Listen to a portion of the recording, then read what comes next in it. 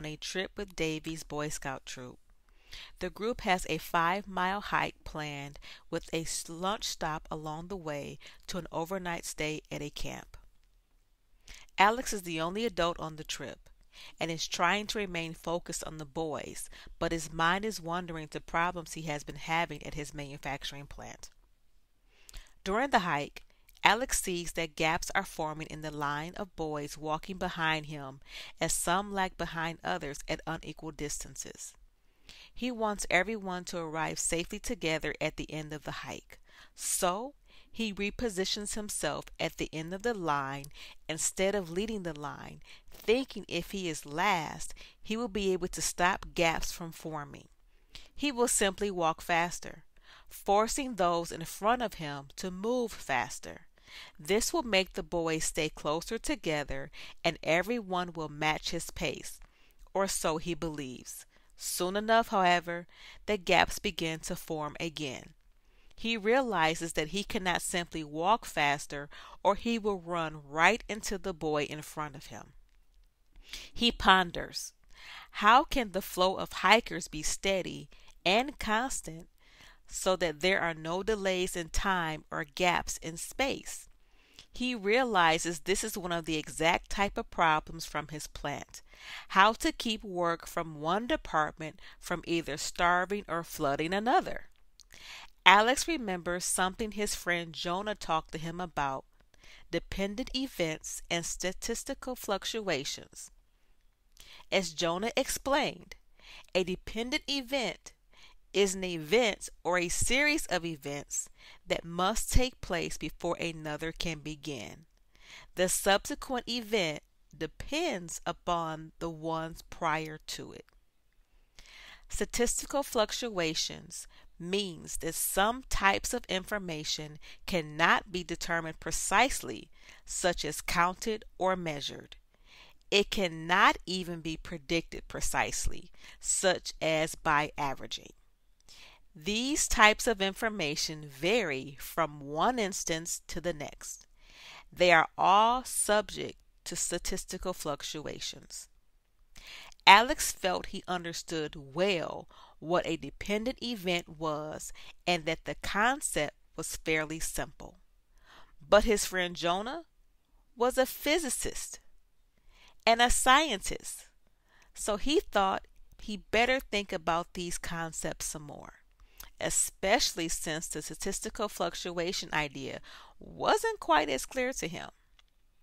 Alex wrongly assumed fluctuations like the alternating gaps in the hikers can average out over time or distance.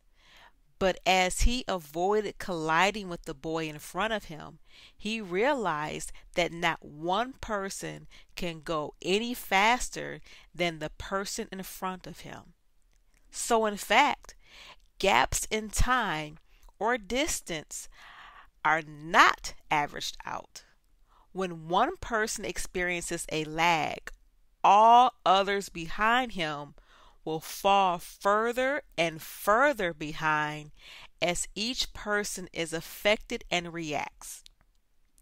Alex realized the very important concept of capacity, which is that the fastest speed of the entire line of hikers was dictated by the speed of the slowest person in the chain. As with the hikers, so were his departments at work. What was happening was not an averaging out of fluctuations in the various speeds, but an accumulation of the fluctuations. And dependency limits the opportunity for higher fluctuations, which means other, faster hikers or departments would never be able to close the gaps no matter how much faster they were than the slower ones. With either hikers or with departments. Covariance means whoever is moving the slowest governs the throughput for the whole troop. Alex recalled Jonah explaining that he should never be concerned with local optimums, that in order for his plan to be truly successful, He needed to be thinking of the entire plant and not just one department, or one person, or one job, or in this case, of the Boy Scouts, just one hiker. The speed of each link in the chain, meaning every department, depends on the speed of the link in front of it, and the maximum deviation of a preceding operation will become the starting point of a subsequent operation. After determining who was the slowest hiker in the group, a boy named Herbie, Alex moved Herbie to the front of the line. He also closely examined why he was the slowest and determined that Herbie was carrying extra weight, helping to slow him down. Alex spread out the burden between the other hikers, which helped Herbie gain an immediate improvement in his speed. However, after some time, gaps in the line of boys once again occurred. Alex had the idea to have the boys hold hands, ensuring their paces would be matched.